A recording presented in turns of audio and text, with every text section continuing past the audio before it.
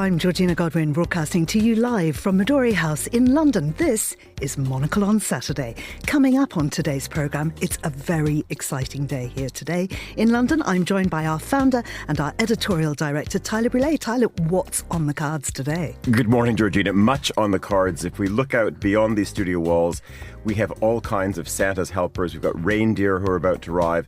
Christmas market weekend is here across today and tomorrow.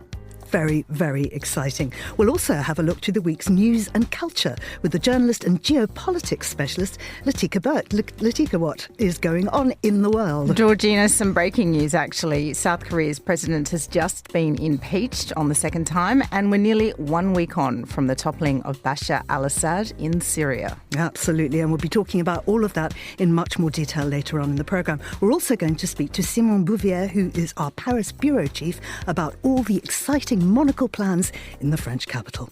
That's all ahead here on Monocle on Saturday with me, Georgina Godwin. First though, here's the news.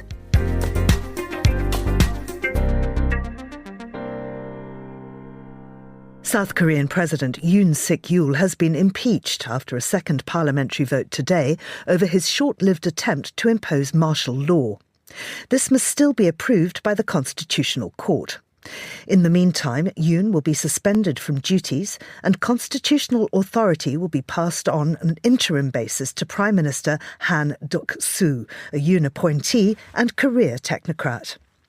Russia appears to be packing up military equipment in Syria. Satellite images taken on Friday show what appear to be two large cargo planes with their nose cones open at an airbase in the coastal Latakia province.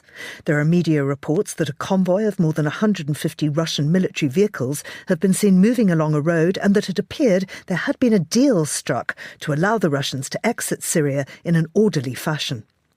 After 16 days of pro-EU protests that have swept Georgia's towns and cities, a former Manchester City footballer is set to be appointed president today by the disputed parliament. The outgoing Western president has condemned Mikhail Kavalashvili's election as a travesty, insisting she holds Georgia's only remaining legitimate institution. And much closer to home, Father Christmas and his reindeers have landed at the Monocle Christmas Market at our Midori House headquarters in Marylebone, London. Speaking to us earlier, Santa was quoted as saying, "Ho, ho, ho." And that's your Monocle Radio News. Hello and welcome to Monocle on Saturday. Now, with me in the studio is Tyler Brûlé. And Tyler, as you were just saying at the top of the show, very exciting day. Our Monocle Christmas Market is setting up here at our Midori House headquarters. Give us a bit more of an idea of what people can expect when they turn up a bit later. Well, good morning, Georgina. They can expect a considerable amount when they show up today. We get underway just under an hour from now. So we start at 10 o'clock. We run across today and tomorrow.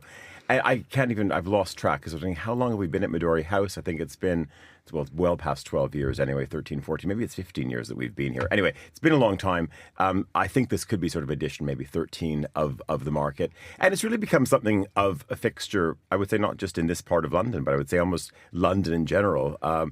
We could even say globally, because one of the remarkable things about today is that, at 11 o'clock or 1 o'clock, you'll meet people who have shown up from Kuala Lumpur or people who've flown over from Toronto. So it's an incredibly international gathering. And that's also one of the challenges that we often have. Do you just send out the invite to our base in the south of the UK? Do you sort of extend it across the channel?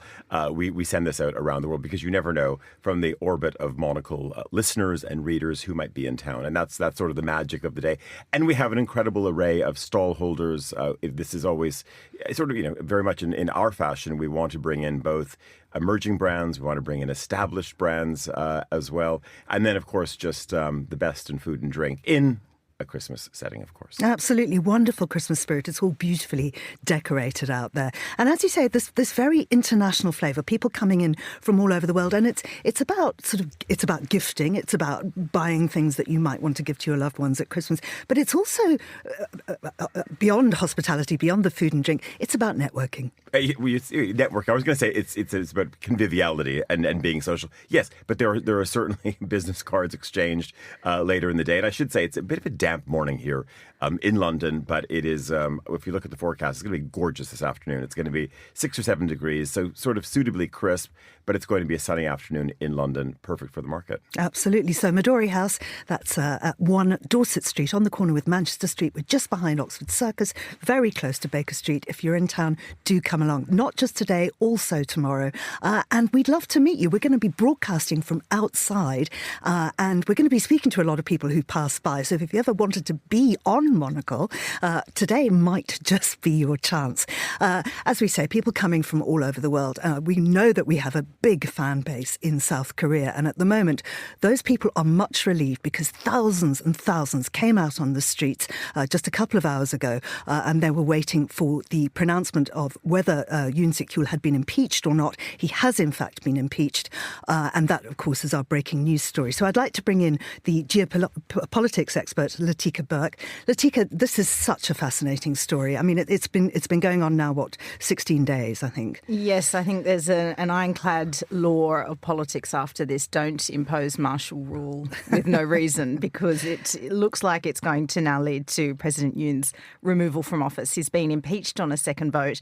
4 votes was the number in the majority, and so that means they did get some parliamentarians from his own ruling party to vote against him. So now we're in a bit of a zone of finding out whether the Constitutional Court will uphold this. It has 180 days to decide that.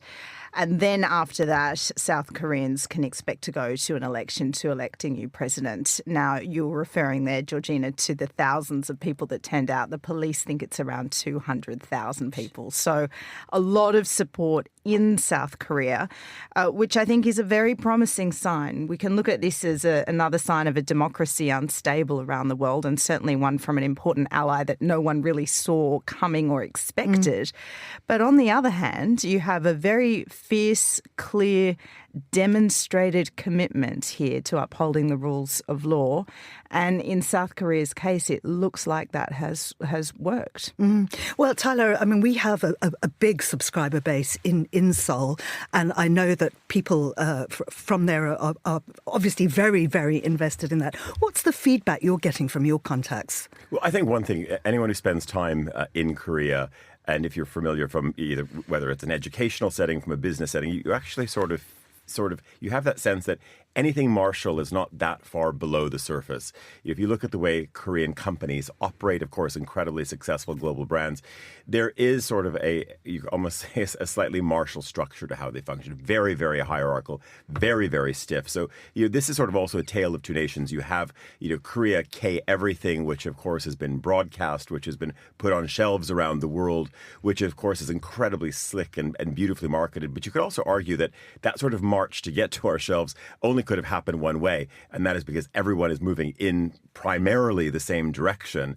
And that is because there is this almost sort of iron rod approach to how things are run. So, I think going back to sort of the residents, our listeners, our readers, etc., I think there's also an element of maybe not so surprising. Again, as you say, to invoke martial law, probably not a great idea. But that notion that could it happen? Well, it did.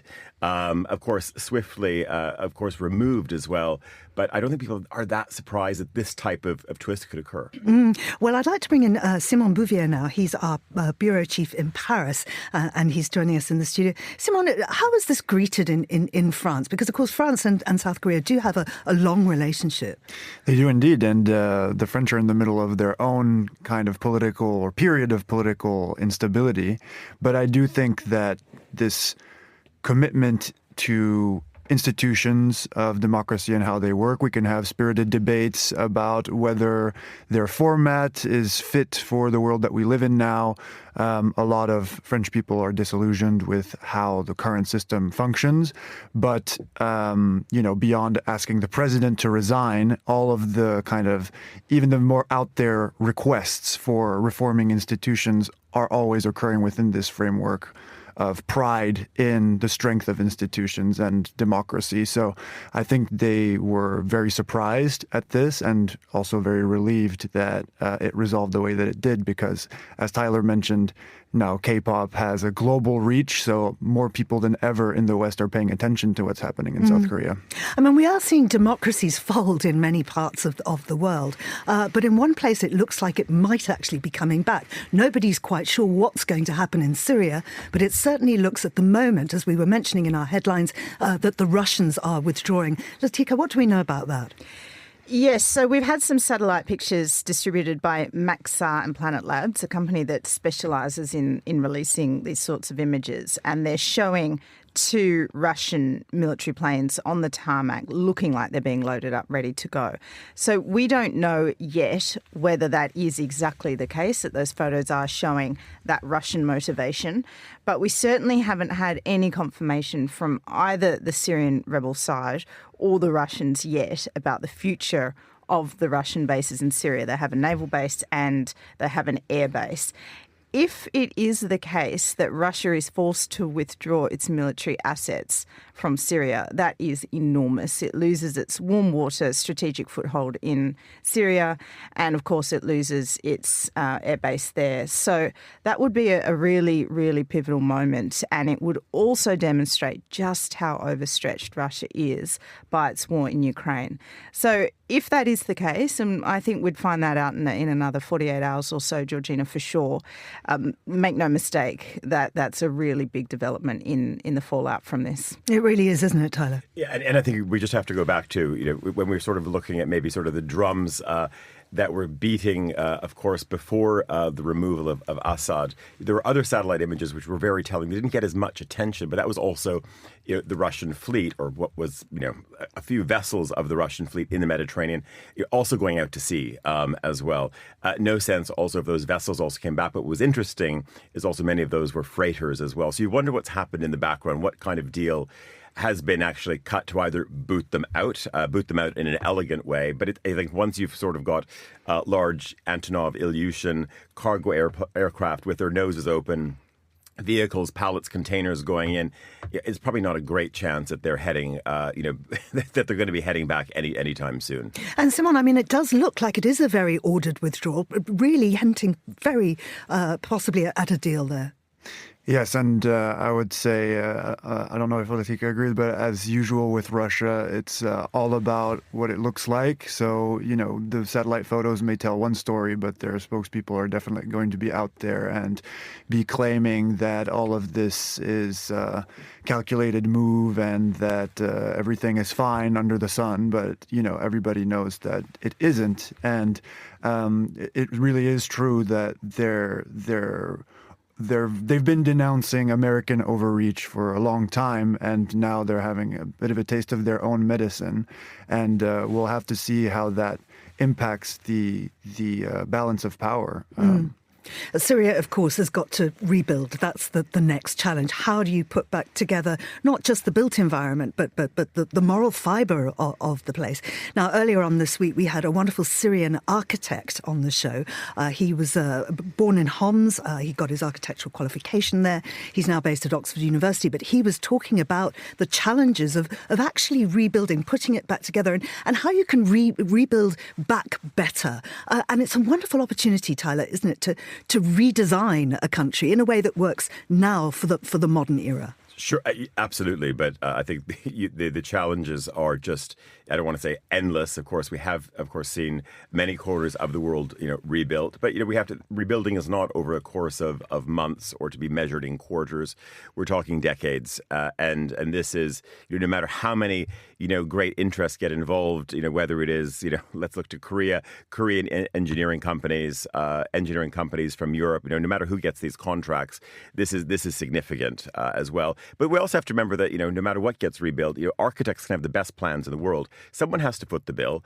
And when someone foots the bill, you always sort of end up in a world of value engineering as well, maybe now more than ever. So, what looks fantastic in sort of 3D renders, etc., what actually then happens on the street. I mean, even we can look around the corner here in Marylebone where you think, upstanding civil society, an amazing, what looked like was going to be an amazing new development goes up, and you just got this monstrosity, still where there are lots of NIMBYism, et cetera, but these things still go through.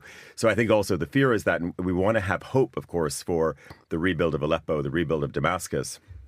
But at the end of the day, is going to come down to accountants who are going to, of course, certainly be accountable to their shareholders. And let's make no mistake. I mean, this is going to be, it'll be, whether it's a conglomerate or whether it is one big company getting the contract. There are shareholders at the end of all of this.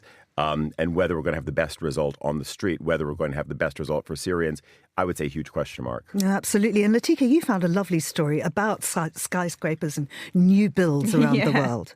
Yeah, we're getting a new one in London, and it's going to pip the Shard, which I think is really interesting because the Shard is, of course, London's tallest skyscraper.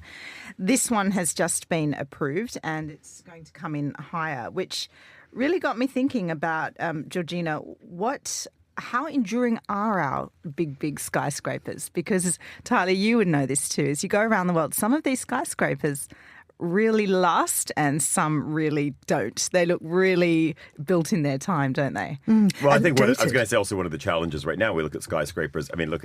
Simone, we only have to sort of go, to the other side of Paris from where we're located. Yeah. You go to La Défense, and a huge crisis there. Just empty towers. This is the problem. We've seen, of course, the great emptying out of offices all over the world. Not as we've also discussed, not every country is in a work from home mode either, but certainly that is something which it's a huge crisis. They have to rethink in Paris, Simone, how you're going to redevelop what was kind of the shining example over many presidencies of a much more forward-looking, much more business-friendly France. And now you have these sort of empty, sort of windy canyons now as well. Absolutely. And I think they're thinking long and hard about how they can make these towers that were built for a world where you have thousands of employees from a same company coming into this new world where maybe even if businesses in France might be more strict than in other countries about working from home because of how the restrictions around COVID worked there,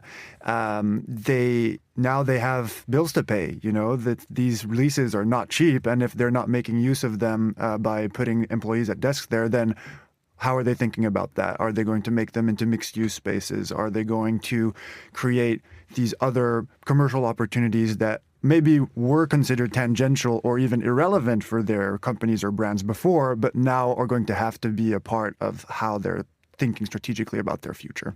And this gets personal for both of you, doesn't it? Because you're overseeing a wonderful building project in Paris. Indeed. I actually can't sort of take much credit. I don't think Nork and Simone take much credit for the actual building of it. There's other people and other forces involved in the company who are much closer to that. Quite kind of visualize you with your little mortar thing. Putting we do go by and inspect. But here's one of the fascinating stories about, I would say, just the construction of it. And we're also trying to figure out how do we document this. I would say anything that's going to sort of touch your bum when you go into the cafe, i.e. the chairs, the banquettes, not the barista. Listen, hey, if you want to pay extra, but I think that so when we were working with this firm called Cannes Design in Paris, the principals one is Lebanese, one is Armenian, Iranian, fantastic couple, amazing firm. But on Hassan's side of the family, they have an atelier north of Beirut, up in the mountains. They've been making furniture for 50 years. So Latika's sort of shaking her head, but what were you thinking? In wonderment, don't worry. And what was remarkable is that through of course many decades of conflict, most of their big contracts are in France, and I think there's many other places that you could probably go and settle into in great restaurants and great hotels where they have built everything in Lebanon. So as we were going through this, of course, watching things get, of course, a little bit spicy in the region, we were like, okay, is this going to happen? Are you going to be able to deliver? And they said, look, even when we had the explosion in the harbor, they had containers, waiting to, of course, get on ships. It all happened. They said we never, in a sort of very Lebanese fashion, we never missed a beat. So I think one of the amazing things is, there will close to be containers probably being loaded any day now.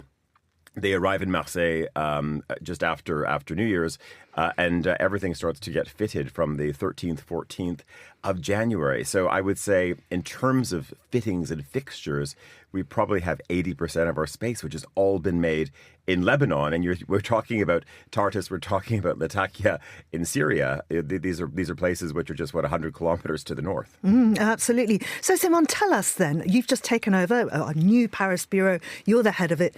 What are your plans? What are our plans? Well, I think first and foremost, everybody at the bureau is very excited about the opening of this cafe and retail space in the Montorgueil neighborhood, right near the Fondation Pinault. We're super excited for it. We really want to make it the core of a new Monocle community in Paris, because the city has really it has always been very international. It has always had visitors from all over the world. It is the most visited city in the world. But it has become a lot more cosmopolitan from a kind of local population standpoint in the past 5-7 years. And it's really a great moment for us to kind of establish ourselves as a brand that creates community around the content that we write for our beautiful magazines, around Monocle Radio, around this kind of spirit of hospitality that we like to showcase and that we'll be showcasing at Christmas market here today. So we're all very excited to be a part of that.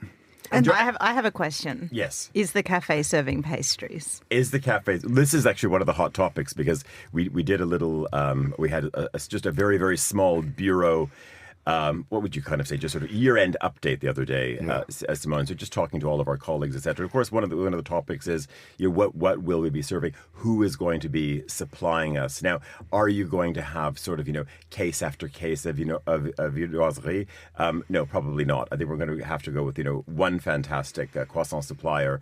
But we are trying to, because there's not going to be sort of a set proper kitchen in that space. There'll be capacity to warm things up, etc. There's probably going to be a bigger emphasis, of course, on the quality of the coffee, the quality of the wine. But I think, as Simone is saying, we want to have an environment which maybe is a little bit closer, and this is just, city habits, I think, how people socialize and behave in the city. And as we know, pub culture still endures in the UK. And I would say, Georgina, you would know, when you go to Children's Street, even I was just there before going on air, already 8 a.m. on a Saturday morning, absolutely packed. But, it also, it sort of tapers off at 4 o'clock in the afternoon. Now, if you come to Zurich, Zurich, it actually comes into a whole new life at 4. You would know those glasses of rosé very well. Indeed. and it has sort of a groove until sort of 9 o'clock in the evening. So I think the challenge for us in Paris as well is, how do we have sort of those coffee peaks across the day, Latika, and then also what happens after 4 or 5 o'clock. But I sort of feel confident, Simone, that we're going to, I think with the right selection of wines, the right champagnes, but I think going to, obviously won't be pastries in the evening, but what charcuterie, what are we going to have as well, that the day can really sort of run from 8 to 8 or whatever, from 8 till 9 o'clock, whatever it is. And that's the exciting thing. But the other thing, I thought your question was going to be, what's the radio studio going to be like? And I can say it'll have much higher ceilings than this one, than Studio One here at Midori House, and it'll have a sliver of natural light as well. You're not going to get a tan in there, but it'll be sort of this scale. I think one of the exciting things is also, as much as we want to focus on what are we going to be serving, but what are we going to be serving from an audio perspective from there? And is it just hopefully we haven't sort of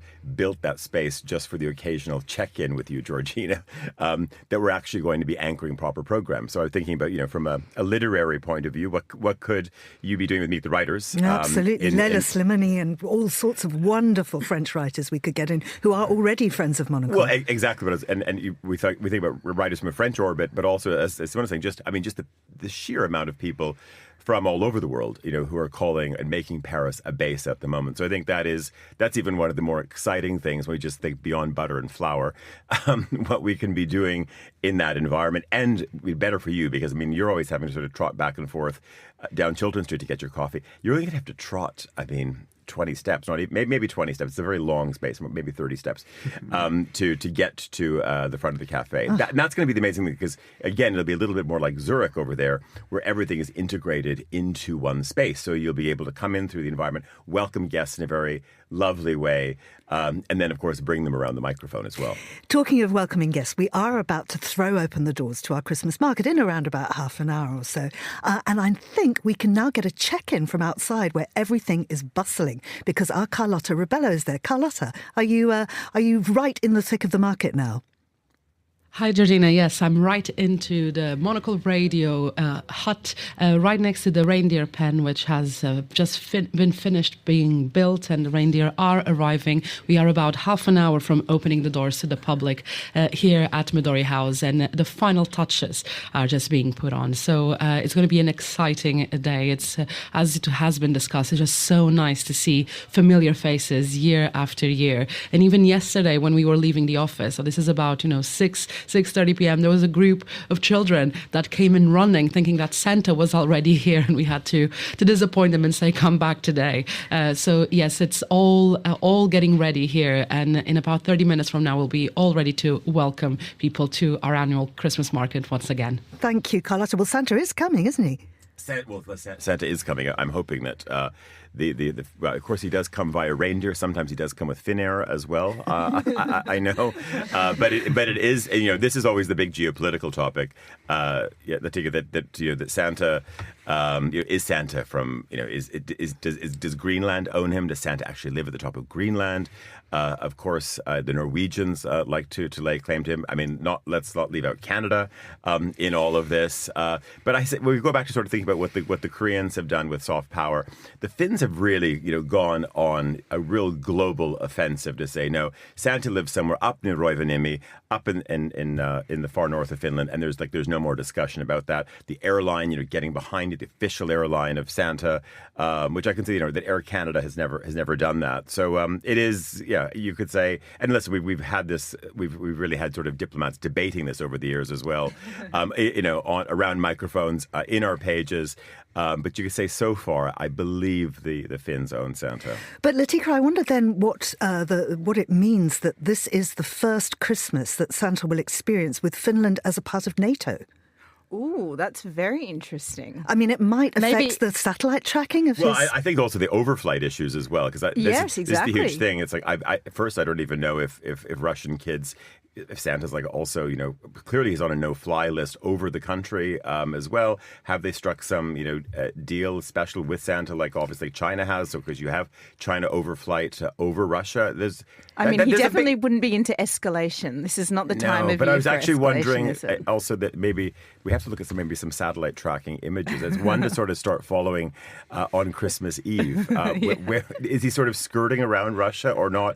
And also knowing there's also sort of lots of no-fly zones. It's actually a very good story, I should say, in the current issue of the magazine. And this just comes out of recently being in the cockpit of a Swiss 777 flying down to Bangkok, when the captain said, why don't you come up? And this was an amazing thing, which never happens anymore. But the pilot said, I was going to say, I have not heard of this happening in years. So the pilot said, we were somewhere just approaching Western Turkey. And he said, why don't you come up? And I was sort of chatting. And he sort of pulled out various tablets and whatnot and said, this is the nightmare we have to deal with right now.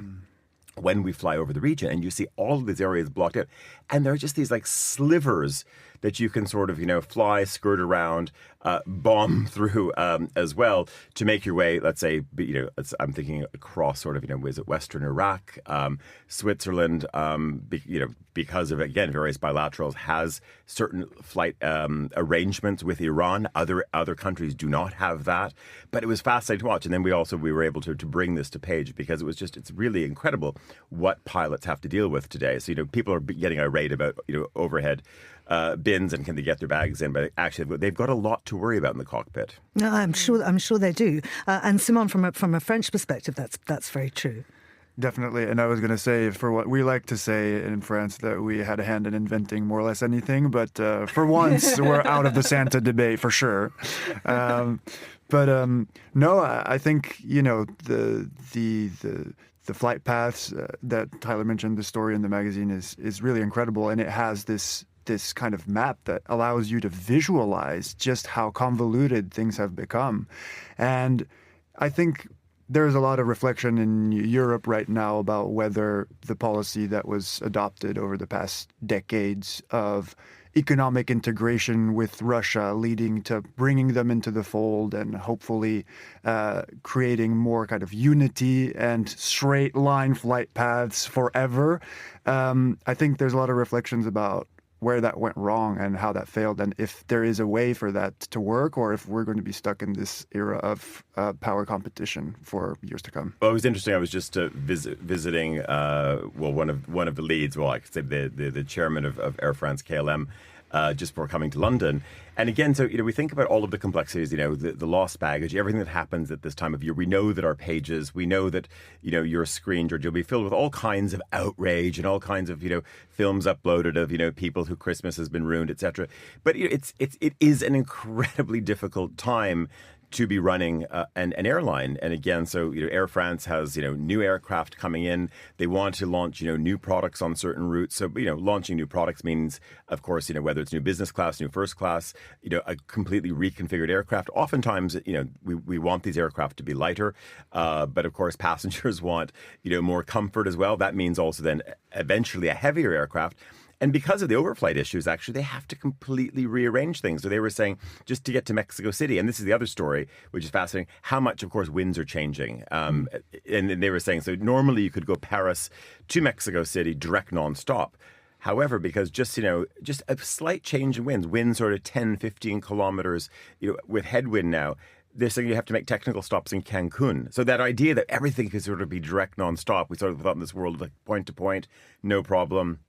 Now you're having to touch down elsewhere. And they said this is actually happening. This becomes, on your planning point, Simon, we sort of think that the world is becoming, more linear, more directly connected. But it almost starts to move back to a world where, when you had to, I'm sure, Georgina, when you had to fly to the southern points in Africa as well, it wasn't always nonstop either. Actually, my parents did it by flying boat, and they landed at every lake along the way, all the way down to southern Africa. And the final stop was just below Victoria Falls, which is, it just sounds so romantic, but my mother said it was actually quite annoying. But Tyler, I wonder, I've seen reports of this in the newspapers, and I don't know if it's apocryphal or not. You fly a great deal. Is there more turbulence now?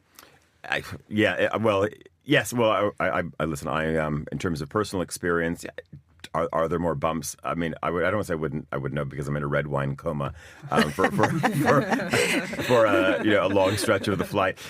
I sleep very well, but it's that odd thing that sometimes you wake up and the crew will say, oh, we're really sorry, but we couldn't sort of fly around that weather system or something, and I was like, hey, I was not aware, because I was, flat out, I was fully asleep.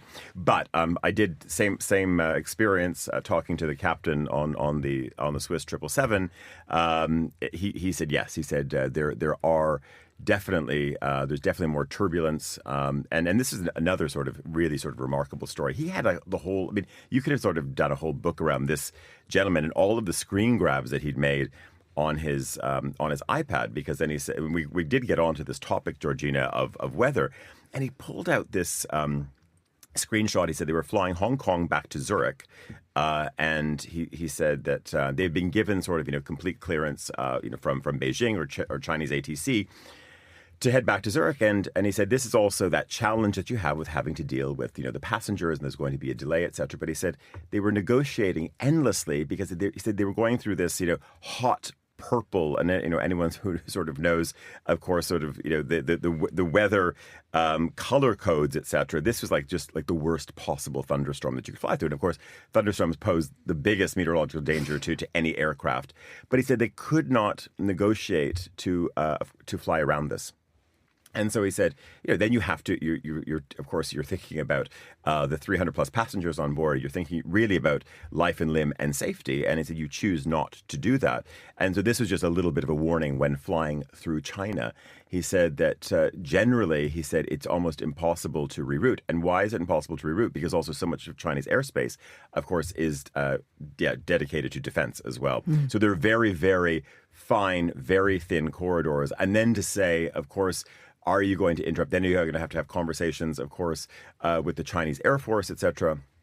No one's going to sort of pick that battle. So then it comes down to, it is really the choice then of the captain of the airline. So I think when people start sort of harumphing and getting, angry about delays, sometimes there are very, very good reasons for why these things happen. Oh, hang on. I'm getting a message.